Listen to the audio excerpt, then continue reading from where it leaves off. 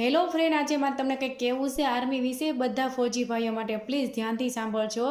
અત્યારે ભારતનો માહોલ કેવો છે બધાને જ ખબર છે. તો આર્મીવાળા ભાઈઓનો અમુક ટાઈમે રજા હોય એટલે એના ગામડે કે એ લોકો એના સિટીમાં જતા હોય છે રજા માટે.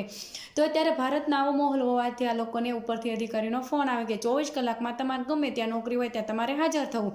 તો ફૌજી ભાઈઓ એના ફટાફટ એના ફોન દ્વારા ટિકિટ બુક કરવાની કોશિશ કરે. ટ્રેનમાં પણ બુક થતી નથી. આ લોકો રૂબરૂ આવે છે રેલવે સ્ટેશનમાં. રાતના આવેલા હોય, સવારમાં 10:30 વાગ્યા સુધી લાઇનમાં ઊભા રહેવા છતાં આ લોકોની ટિકિટ બુક થતી નથી.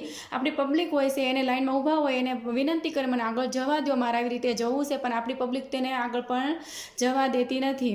હવે એક બાજુ એને જવાની તૈયારી કરવી, એક બાજુ એની ટિકિટ બુક થતી નથી. આપણે હુકમ તો આપી દીધો 24 કલાકમાં તેને હાજર રહેવું. એ નજીક તો નથી, એને ટ્રેન વગર શક્ય નથી ત્યાં પહોંચવું.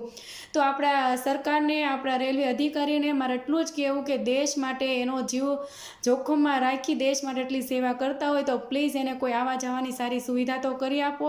ઘણીવાર આ લોકો સિંગલ આવતા જતા હોય તો ઘણીવાર એડજસ્ટ કરી લેતા હોય, પણ ઘણીવાર આ લોકોની સાથે ફેમિલી પણ હોય, એના બચ્ચાઓ હોય. ઘણીવાર આ લોકોની ટિકિટ બુક નથી થતી. આ લોકો કેવી રીતે એડજસ્ટ કરે છે? આજે તમે ધ્યાનથી સાંભળો. ટ્રેનમાં વોશરૂમ હોય અને બાજુમાં ઊભા રહેતા આવે છે અને આપણી પબ્લિકને ઘણીવાર વિનંતી કરે કે અહીંયા બેસવા દો, સામાન મૂકવા દો, પણ આ લોકોને સામાન પણ મૂકવા નથી દેતા, બેસવા પણ નથી દેતા. બધી પબ્લિક નથી આવી પણ ઘણા આવા છે. એટલે હું એટલું કહેવા માગું છું કે આર્મીવાળા ભાઈઓ છે ને એટલે આપણે અહીંયા શાંતિથી બેઠા છીએ. તો પ્લીઝ આર્મીવાળા ભાઈઓને માન આપો અને આ વિડીયો એટલો શેર કરો એટલે ઘરે ઘરે બધા જોવા જોઈએ અને આપણી સરકાર આના માટે કોઈ નિર્ણય લે અને આર્મીવાળા ભાઈઓ માટે કોઈ સારી સુવિધા કરી આપે. જય હિન્દ, જય ભારત.